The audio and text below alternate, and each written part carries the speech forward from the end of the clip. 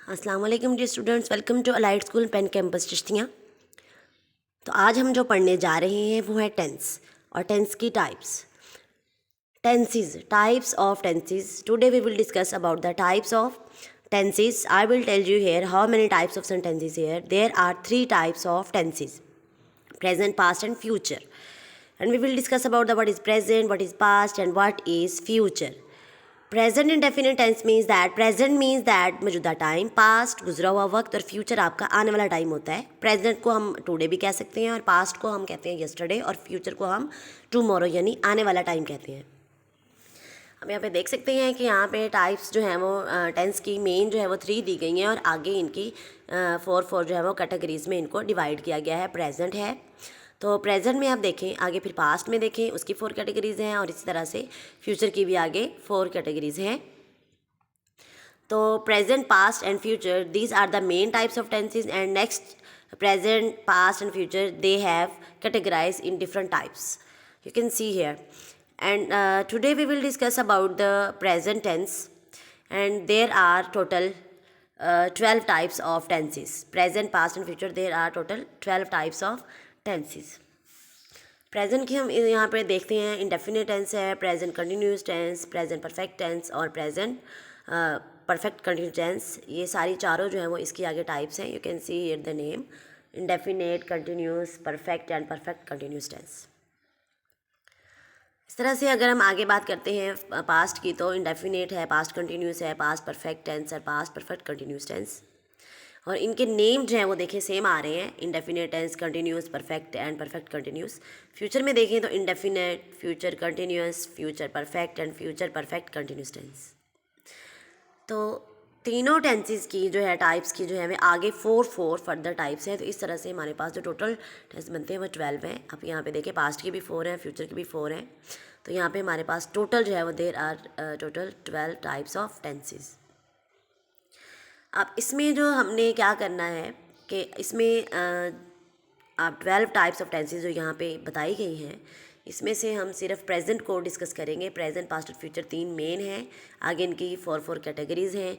तो हम जो आज हैं वो किसको डिस्कस करेंगे? ओनली प्रेजेंट को डिस्कस करेंगे और उसमें से एक पार्ट लेंगे। फ्यूचर, पास्ट जो है ये हम फिर नेक्स्ट इंशाल्लाह वीडियो में इसको क्लियर करेंगे। तो आप देखिए यहाँ पे हमारे पास प्रेजेंट इंडेफिनिट टेंस है। प्रेजेंट इंडेफिनिट टेंस जो है ये मौजूदा टाइम को शो करता है, यानी प्रेजेंट का मतलब ही मौजूदा होता है। ठीक है, तो फ़िलहाल इसको हम उर्दू में कहते हैं और इसकी रिकग्निशन आप देखें, उर्दू में जो इसकी पहचान है, इसकी रिकग्निशन है, ता है, उसके बाद ती है और ते हैं। यानी किसी भी उर्दू सेंटेंस के लास्ट पे अगर आप देखेंगे तो उर्दू सेंटेंस के लास्ट पे ता है, ती है और ते है होगा, तो आप वहाँ से देख लेंगे कि ये इंडेफिनिट टेंस है, यानी प्रेजेंट इंडेफिनिट टेंस जो है ये यहाँ पे दिया गया है। तो प्रेजेंट इंडेफिनिट टेंस की पहचान उर्दू में तो आप लोग इस तरह से कर सकते हैं: ता है, उसके बाद आप ती है और ते हैं, ताहू वगैरह भी आ जाता है। तो ये सारी इंडेफिनिट टेंस की जो है वो रिकग्निशन है उर्दू में। नेक्स्ट हम इसको आगे यूटिलाइज़ करते हैं। तो ये डिफरेंट इसमें टाइप्स होती है सेंटेंस की, यानी 3 टाइप्स हैं यहाँ पे। सबसे पहले simple tense, subject plus first form of verb plus s और ई एस और प्लस ऑब्जेक्ट।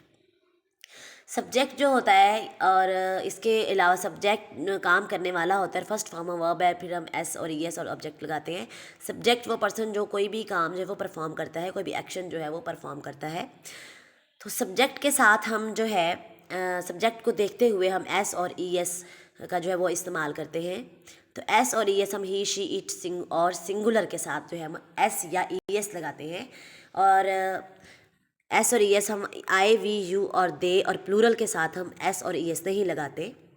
तो अब किसी भी वर्ड के साथ अगर c h, double s, s और इस तरह से हो तो आप वहाँ ई एस लगाएंगे, अदरवाइज़ आप एस लगाएंगे।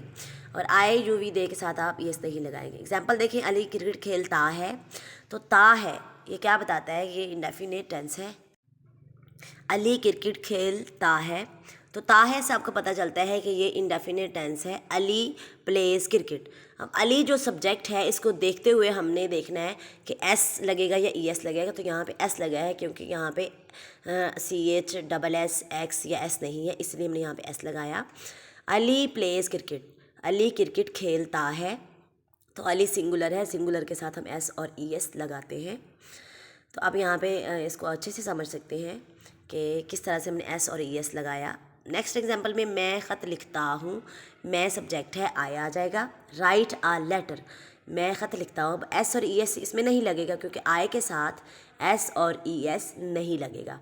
So simple first form verb use होगी, आई राइट आ लेटर। आप यहाँ पे इस एग्जांपल में देख सकते हैं आई वी यू दे और प्लूरल के साथ हम एस और ई एस नहीं लगाते, इसीलिए यहाँ पे आई के साथ राइट जब हमने राइट किया तो हमने राइट के साथ एस नहीं लगाया।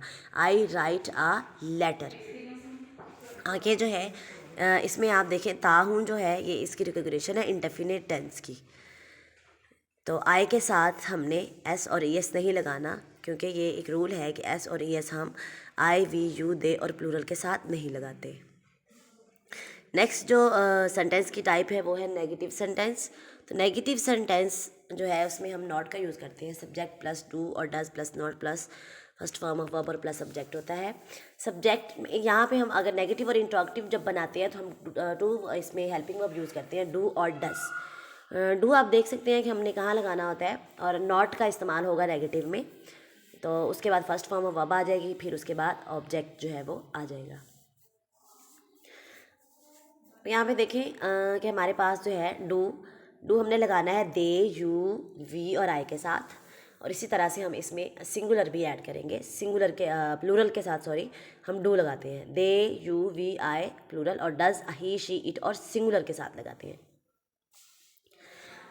तो डज देखें ही शी इट और सिंगुलर के साथ लगाते हैं। वो खाना नहीं खाता है, ही, अब आप देखें ही वो है और एंड पे है ता है। ता है का मतलब कि ये प्रेजेंट डेफिनेट टेंस है और ये यहाँ पे किसी मेल की बात हो रही है, तो वो यूज़ हुआ है तो फिर ता है, तो हम यहाँ पे क्या लगाएंगे उर्दू में इसको हम प्रेजेंट, पहले तो हमने इसको रिकॉग्नाइज कर लिया कि ये प्रेजेंट डेफिनेट का टेंस है। जब नहीं का इस्तेमाल हुआ तो पता चला कि इसमें नेगेटिव सेंटेंस जो है वो यूज़ होगा।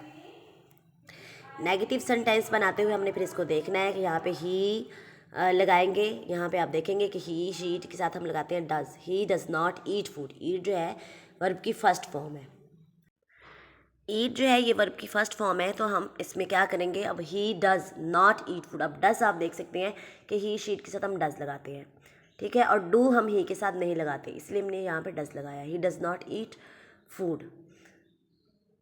जबकि रूल के अकॉर्डिंग हमने पहले इनको याद करना होता है कि हमने डू कब लगाना है, डज कब लगाना है, ठीक है। ता है को आपने देखना है कि ये प्रेजेंट डेफिनेट टेंस है। तो नेक्स्ट एग्जांपल है हम गाना नहीं गाते हैं। हम जो है आप देखें यहाँ पे और ते हैं, हम के लिए वी आएगा और ते हैं इंडेफिनिट टेंस बताता है, तो we do not sing a song. तो डू हमने यहाँ पे क्यों लगाया, आप रूल में देख सकते हैं कि दे यू वी और आई के साथ हम डू लगाएंगे, so we do not sing a song. Next हमारे पास जो टाइप है सेंटेंस की वो क्या है, इंट्रोगेटिव। इंट्रोगेटिव सेंटेंस में सवाल पूछा जाता है, इसमें हम सवाल करते हैं फिर उसका जवाब दिया जाता है। तो क्वेश्चन पूछने के लिए हम जो क्या करते हैं, डू डज स्टार्ट में आ जाएगा, फिर सब्जेक्ट, फिर फर्स्ट फॉर्म ऑफ वर्ब, फिर सब्जेक्ट ऑब्जेक्ट, और फिर हम एंड पे क्या लगाते हैं, क्वेश्चन मार्क। क्वेश्चन मार्क हम इसलिए लगाते हैं कि जब भी कोई सवाल पूछा जाता है तो उसके एंड पे जो है यही मार्क जो है वो लगता है, वो है क्वेश्चन मार्क। डू और डज़ का मैं आपको पहले ही बता चुकी हूँ, डू और डज़ हम किसके साथ यूज़ करते हैं, फिर सब्जेक्ट आएगा, फिर फर्स्ट फॉर्म ऑफ वर्ब, फिर ऑब्जेक्ट, और फिर लास्ट पे क्या आ जाएगा, क्वेश्चन मार्क। इसको देखते हुए आपने सेंटेंस का जो स्ट्रक्चर बनाना है, और डू आपको पता है किसके साथ लगा रहे हैं, और उसके बाद डज जो है वो ही शी इट और सिंगुलर के साथ हम यूज़ करते हैं। क्या वो अपना काम करती है, does she do her work. ती है से आपको पता चलता है कि ये इंडेफिनिट टेंस है, और क्या यानी क्वेश्चन पूछा जा रहा है, तो क्या वो अपना काम करती है।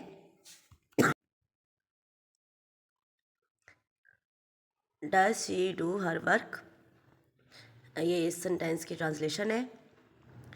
नेक्स्ट आप देखें सेकंड एग्जांपल हमारे पास जो है, क्या मैं पतंग उड़ाता हूँ, डू, अब do I fly a kite, तो यहाँ पे क्या मैं पतंग उड़ाता हूँ ये क्वेश्चन है, तो अब हम आई वी के साथ हम क्या लगाएंगे, डू लगाएंगे, do I fly a kite. अब इंशाल्लाह उम्मीद है कि आपको ये समझ आ गया होगा, and you will do learn and you will do practice, and thank you.